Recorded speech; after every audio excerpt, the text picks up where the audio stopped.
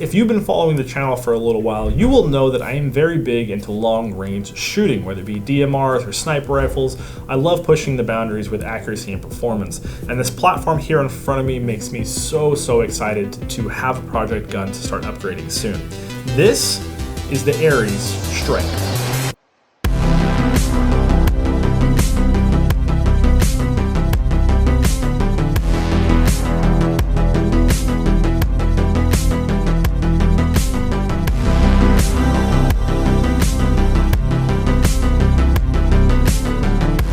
First, let's just admire how pretty of a rifle this thing is.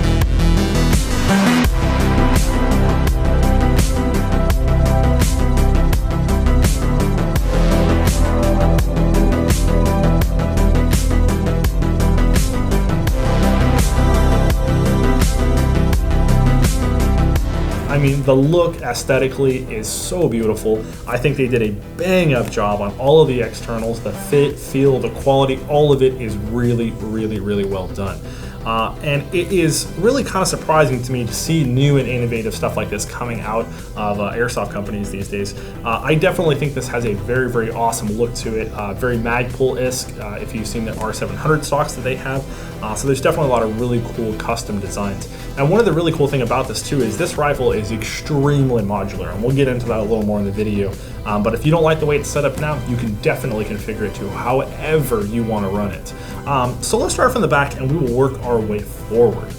Now, the gun itself is completely customizable in a ton of different ways. For the most part though, when it comes to the sniper rifle's body, you definitely want to configure that for yourself personally and set it up to how you like to shoot. One of the big things about this ARES bodies is how much customization you have. Whether it be your cheek weld, your grip, as well as the butt pads, you can adjust all of that for the length of pull and how you want to set it up for you. One cool thing is this is going to be really customizable as far as different colors go, different sets. You'll have a lot of options to customize this. Additionally, the stock does have a sling loop on this side, which is really nice. Now, one quick thing I do want to make a mention of with these parts that you can swap out is they are all hollow.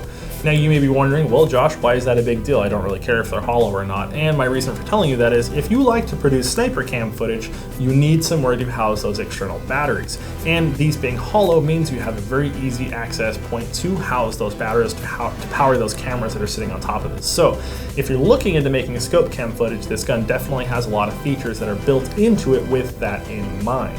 Now moving from the stock a little bit farther forward, you will see the very standard R700 style safety. I don't know if that's where it came from, that's where I've always seen it. But yeah, that's a very standard safety. Back is safe, forward will be fired. Now one thing about this gun that is different and definitely unique to this is the fact that the bolt is actually a pretty short pull. It's not a crazy amount to pull it back as comparable to say, your JG Bar 10s, a couple of other sniper rifle platforms. So the fact that this doesn't have a crazy long bolt pull is something that I think is really nice. And as you can see, the bolt pull is actually very easy to do. It's not too difficult. And the reason for that is that this sniper rifle takes Aeg Springs. So you can swap out your Aeg Springs to get whatever FPS you want. Now the gun comes with an M120 spring and it can take all the way up to, I believe, an M140 spring before you need to swap out your sear set. So that means you can basically upgrade this from its current FPS of shooting 430 to about 530 to 550-ish, somewhere in that range, before you will need to get the additional sear set to drop into this. Now the sear sets are not available currently, but they will be coming with the upgrades to this gun in the future. So if you really want to push the limits of this and take this gun to 600, 700, 800 FPS, I don't know why you'd want to do that, but maybe you want to, you will have the ability to do that at a later time. Now one cool feature they added to this that is a very pleasing aesthetic design is they have a little tab here that tells you if your bolt is racked. So simply rack your bolt, you'll see this little tab pops out here, fire it, and it goes away. This is a cool little way to be able to tell if you've already got a round in the chamber and you're ready to go. Now one cool feature about this bolt design actually is you can breech load this. You can literally drop a BB and push it into the barrel and chamber it, and you would be good to go. So if you happen to run out of ammo for some reason in your magazine, you could definitely breech load, which is a cool little feature you don't see on a lot of airsoft sniper rifles. Now, one thing that I think a lot of you guys are going to be very excited about, in addition to the fact that this takes Aeg Springs, is it takes Aeg barrels and buckings.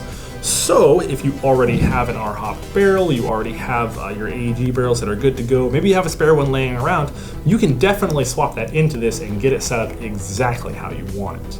Now if the bucking, the barrel, and the AEG spring were not enough for you, Elite Force and ARES are planning on offering a CO2 and a green gas bolt system in a little bit of time. They're still working on it to get it all situated for the rifles, but they're planning on releasing that, which is kind of crazy. I mean, you don't hear of a lot of manufacturers supporting the gun with those kind of upgrades, as time goes on. So that is definitely something to look forward to if you're the type of person that really enjoys those systems. The one cool thing about swapping from a spring to a gas system is how easy that bolt is to rack.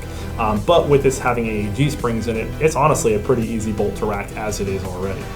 Now out of the box, you are not going to get a scope and a bipod. I put those on there because, well, it just really completes the look of the gun for the review. But you will have this included top rail here to access your hop up. As you can see, it's just right there on the top rail. Very, very easy to adjust.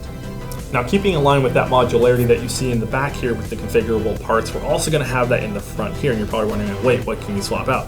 Well, actually, this bottom piece here is completely removable. You can swap it out. It's currently obviously set up for the bipod attachment, but you can just as easily swap this out and have it set up for a rail or just a smooth handguard. It's really up to you and your preference. Now, moving a little bit farther forward, you will see this really nice fluted barrel. Definitely a very nice aesthetic design, and really helps complete the look of this very tactical rifle.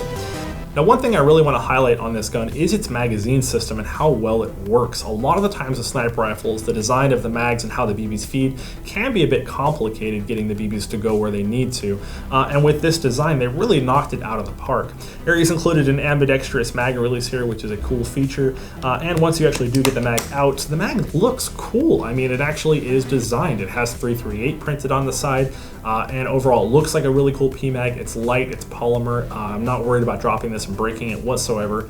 And the fact that it holds 60 rounds is just a really cool addition.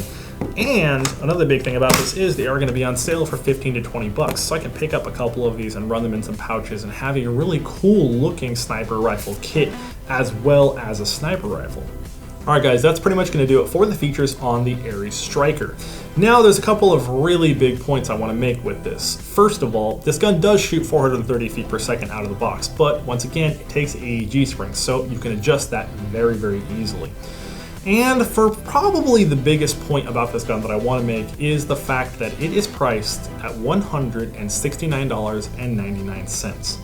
Now, what you get for $170 in terms of this sniper rifle, I have not seen anybody else do in terms of quality, fit, feel, finish, parts, the thought process that went into the design elements of it, the modularity that's coming, the ability to upgrade this with sear sets, just all of the features that are going into this design is so well thought out and very intelligent that I gotta give big props to ARES and Elite Force for coming up with a really cool product design and putting it out at a price point of $170, meaning this is really accessible to a lot of people that want to get into sniping. If you're looking into building a rifle or you want to do scope cam footage or whatever, if you want to do sniping, this is definitely something to consider. I mean, I gotta be honest with you guys, I don't have any bolt action sniper rifles at this time. I will be buying this when it comes out, 100%, and I'm gonna upgrade it like crazy and do really cool stuff with it. And it's just something that I think that everybody in the airsoft community has been looking for, is a new sniper rifle with cool features at a price point that isn't crazy. So once again, this is the ARES Striker. I'm very excited about it. I hope you guys are too. If you have questions, which I'm sure you're gonna, please leave them in the comment section below and I will try to answer as many as I can and definitely cover all the features. I'm not 100% sure on the release date for this yet. We're thinking sometime into next year, but overall, I can't wait and I am very excited for it. So once again, my name is Josh and I can't wait to talk to you guys in the next episode about cool new products coming out. I'll catch you guys on the next one.